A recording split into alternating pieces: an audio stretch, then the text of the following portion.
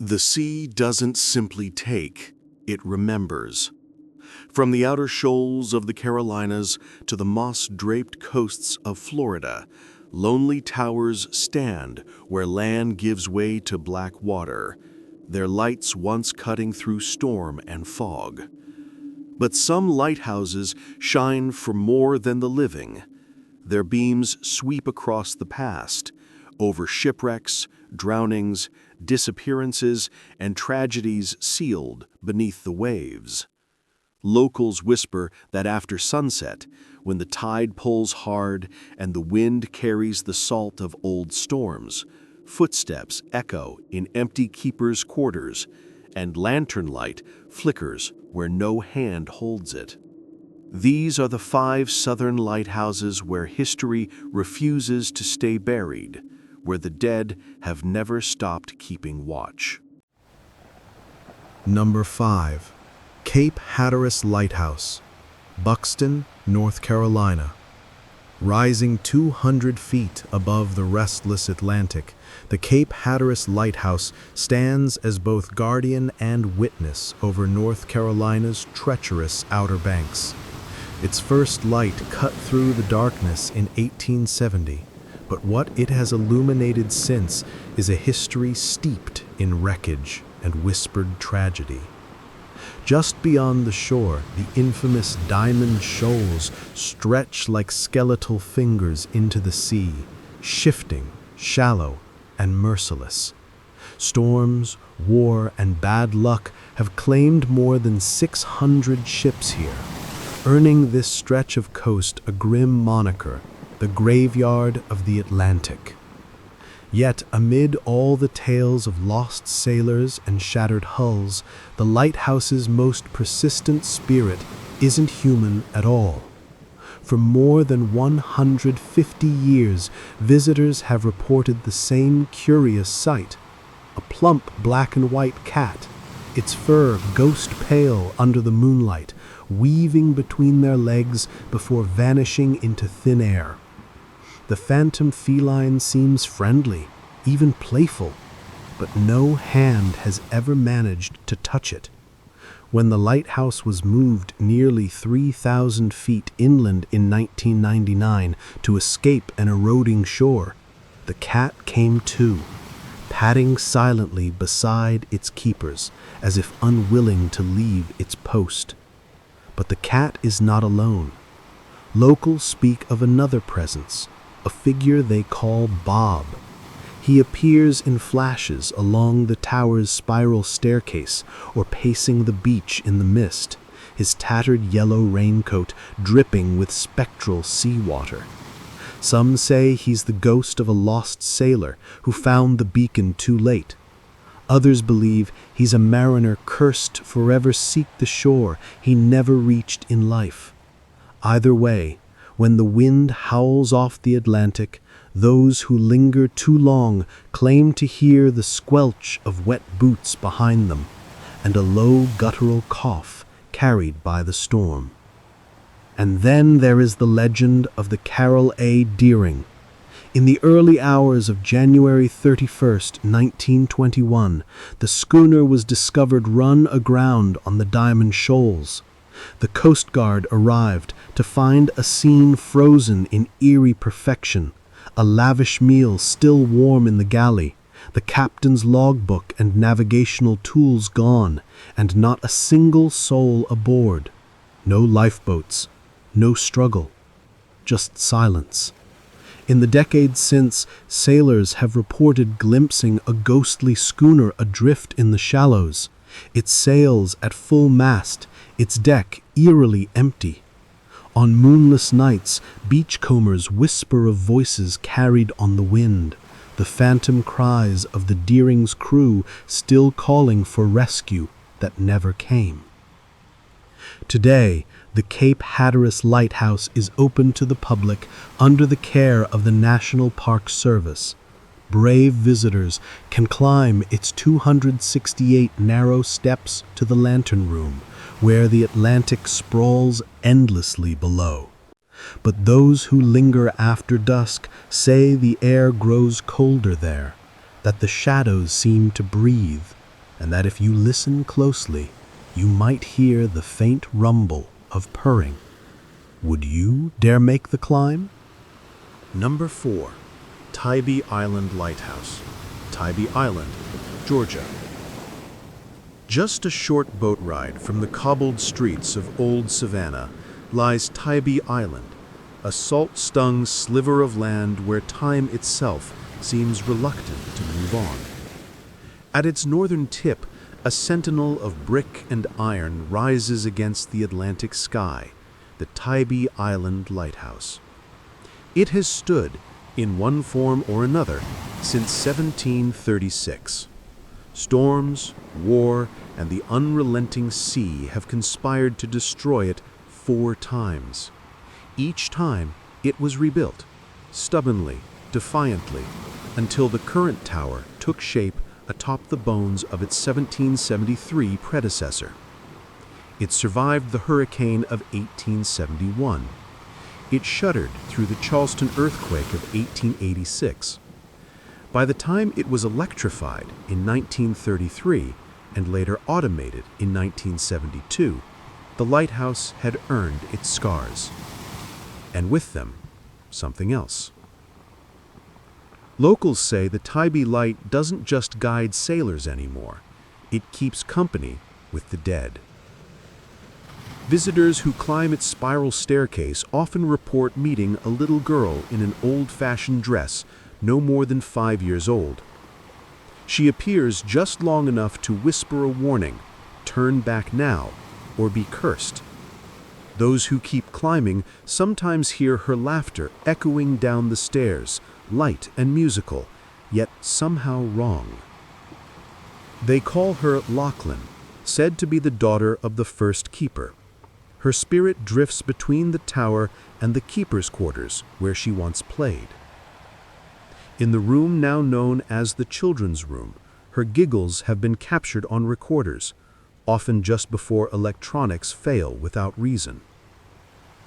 But Lachlan is not alone. The ghost of headkeeper George Shaw is said to wander the grounds, his death in 1887 still a mystery. Some say his assistant killed him. Whatever the case, Shaw never truly left the tower he tended so faithfully. His presence is marked by an eerie, tuneless whistling that rises through the iron staircase after dark. At the keeper's house, staff have heard the unmistakable rattle of a key turning at the front door, though it's long been locked from the inside. Beyond the lighthouse, Tybee's sands remember other dead. The island was once shadowed by Fort Screven, its guns aimed seaward during distant wars. On storm-tossed nights, witnesses have seen spectral soldiers marching along the beachhead, their uniforms in tatters, their faces half lost to the dark. Some tell of bodies, dozens of them floating in the surf before dissolving like foam. Perhaps shipwrecked men from centuries past, forever trying to reach the shore. Today, the Tybee Island Lighthouse is a proud working beacon under the care of the Tybee Historical Society. Tourists climb its 178 steps for a view of the island's bright coast and gentle waves. But if you listen closely on the way up, you might hear a child's laughter echoing through the iron chamber. And if you feel the brush of cold air on the back of your neck, don't turn around. Number 3. St. Simon's Island Lighthouse, St. Simon's Island, Georgia. It began, as so many southern legends do, on the grounds of an old plantation. In 1804, Baron John Cooper's land bore the first St. Simon's Lighthouse, a proud white sentinel guarding Georgia's coast. For nearly 60 years it endured, until the chaos of 1862, when retreating Confederate forces reduced it to rubble, rather than let it guide Union ships ashore.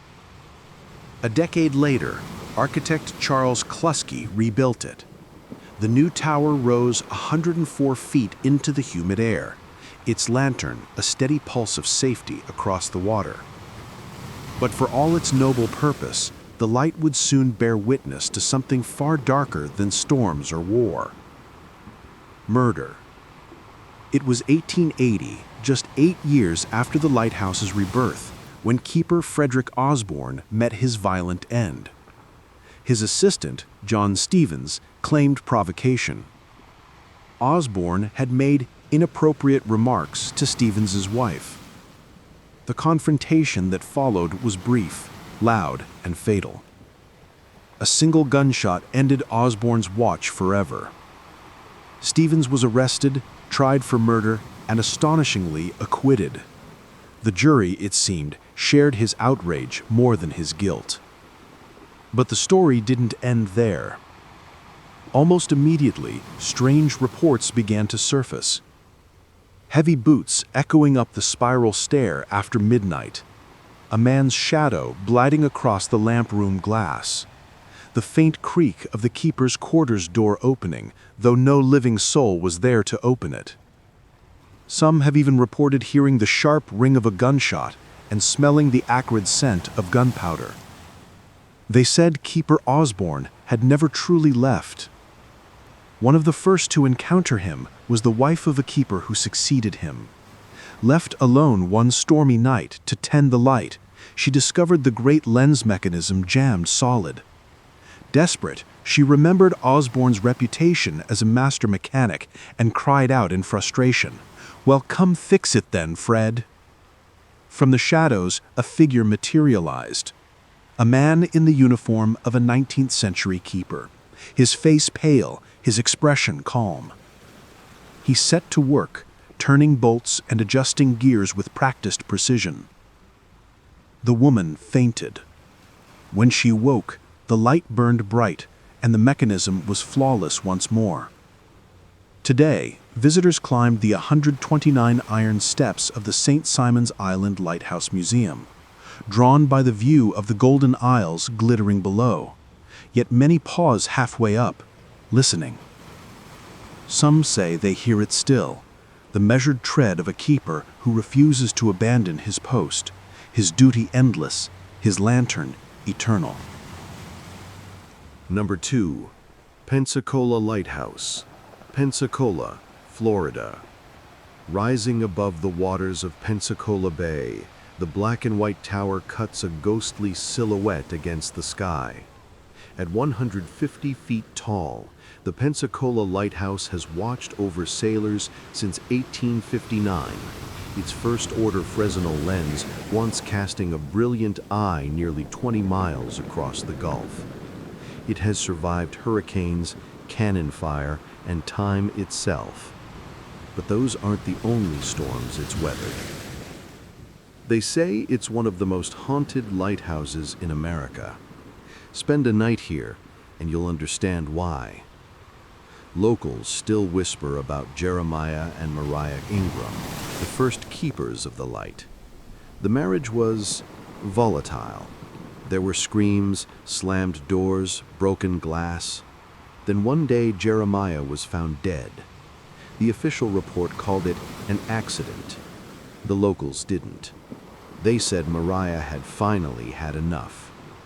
When no one else would take her in, she stayed on as keeper, alone, with the sea and the shadows for company.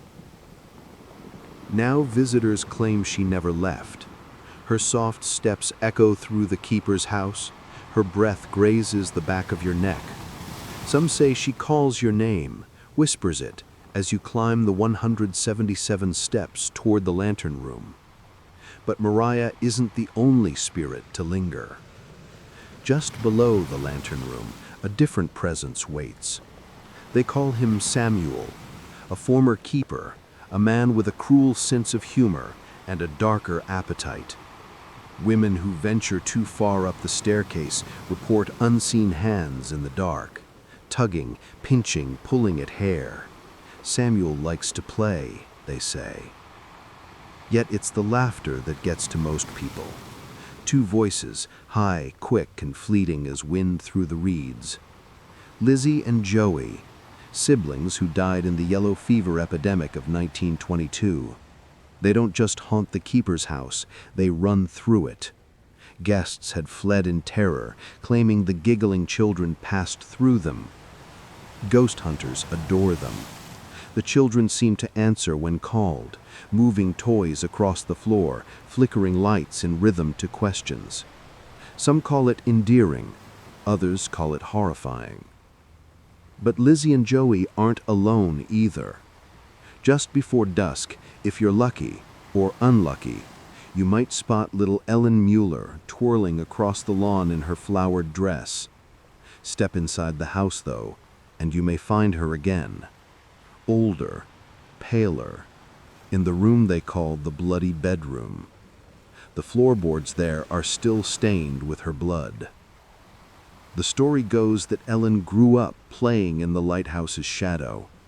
Years later, she returned as the keeper's wife, only to die after a difficult childbirth. Now her spirit seems trapped between times, replaying fragments of her life, dancing outside one moment, dying inside the next. And then there's Thomas. In the cramped stone basement beneath the tower, where the air feels thick as oil, he waits. 7 feet tall, broad as the doorway itself, Thomas is a shadow more than a man. Believed to be the spirit of a formerly enslaved worker, he never speaks and never leaves the dark. But if you listen closely, sometimes you can hear him breathe. So if you ever find yourself at the Pensacola Lighthouse after sunset, when the Gulf wind moans through the pines and the lantern glass glows faintly against the night, keep your voice low. Climb carefully. And if a child's giggle drifts through the halls, don't panic. Lizzie and Joey just want to play. Fancy a game of catch? The last stop on our tour of haunted southern lighthouses lies across the shifting waters of Matanzas Bay on the windswept shores of Anastasia Island. Here, the St. Augustine Lighthouse rises like a colossal black and white helix above the tree line, a sentinel watching over America's oldest city. But beneath its proud spiral is a history layered in stone, sea mist, and sorrow. The first light on this coast was nothing more than a wooden watchtower in the 16th century. A makeshift beacon for sailors and soldiers alike, it is considered to be America's first lighthouse. By the 1730s, that tower was replaced with one of coquina stone. Yet the ocean is patient, and erosion slowly devoured the shore. When collapse became inevitable, a new tower was commissioned farther inland. The current lighthouse, 165 feet of iron, brick, and wind-scoured paint, was completed in 1874. It has endured hurricanes, wars, and the grinding weight of time. But some tragedies do not simply pass, they linger. The story of the Pitti girls is one whispered here. In 1871, architect Hezekiah Pitti moved his family from Maine to oversee construction of the new lighthouse. His 3 daughters, bright, restless, and enamored with adventure, made a playground of the construction site. Their favorite diversion was a cargo cart running along an iron rail from the docks uphill to the site, riding it like some thrilling carnival ride between work crews and lumber piles. One humid morning in 1873, the Pitti sisters and the daughter of a worker climbed into the cart for another harmless run. Laughter, bare feet, dresses whipping in the breeze. They released the brake. The cart rattled down the slope, gathering speed, the way it always had. But on that day, the heavy wooden beam that stopped the cart wasn't in place. The rail ended. The cart didn't. The wagon plunged off the dock, crashing into the deep bay water. By the time the workers reached the cart and heaved it upright, only the youngest Pitti girl survived. The others were lost to the silent dark below. Yet some say the children never left the lighthouse at all. Visitors and staff report the patter of running footsteps on the iron staircase. Steps light, quick, impossibly small. Laughter, high and joyful, echoes through the tower even when it stands empty. The girls are seen playing in the yard between the keeper's house and the tower, still chasing one another, still laughing, still alive in some place time cannot touch. One of them, quiet, watchful, likes to peek around corners. Sometimes she flips off the storeroom lights. She giggles when someone gasps. But children are not the only spirits bound to the lighthouse. 4 keepers are believed to remain on duty long after their deaths. Major William Horn, first keeper of the 1874 lantern, succumbed to tuberculosis. His wet, rattling cough has been heard in empty rooms for more than a century. Keeper Joseph Andrew fell from the lantern deck while repainting the railing. His boots can be heard descending the stairs in slow, measured steps. His wife, Maria Mestre de los Dolores Andrew, took up his post, becoming both the first woman to serve in the U.S. Coast Guard and the first Hispanic-American woman to command a federal shore installation. On moonless nights, she is seen pacing the catwalk, her white gown trailing behind her, searching the dark horizon for the husband she lost. And then there is Keeper Pierre Rasmussen, rarely seen at all, but his presence is unmistakable. Sweet cherry tobacco drifts through the lower tower rooms, curling through the air like a ghostly exhale. So, should you find yourself in St. Augustine, cross the Bridge of Lions and walk the grounds of this old sentinel. Climb the winding steps to the lantern room. Listen. You may hear laughter. You may hear boots. You may catch the faint sweetness of cherry smoke on the breeze. And if you're brave enough, play a game of hide and seek. The children have been waiting. And so, as the final light dims on our southern shores, remember this: the sea never forgets. The Atlantic tides still lap hungrily at those lonely shores, and the lantern rooms still gleam like watchful eyes in the dark. The lighthouses stand where they always have, between sea and sky, between life and something older, keeping their silent vigil. But now you know what waits inside them: laughter where no one lives, footsteps that climb stairs long after the keeper's final shift, a cold breath at the back of your neck when you swear you're alone. And should you ever find yourself near one of those towers after sunset, when the water is black glass and the world holds its breath, remember this simple truth: light does not always drive the darkness away. Sometimes it simply invites it in. If you enjoyed these tales of southern haunts, please like and subscribe to Old South Moon for more. Take a moment to leave a comment and tell us what bit of haunted history you would like to hear about next.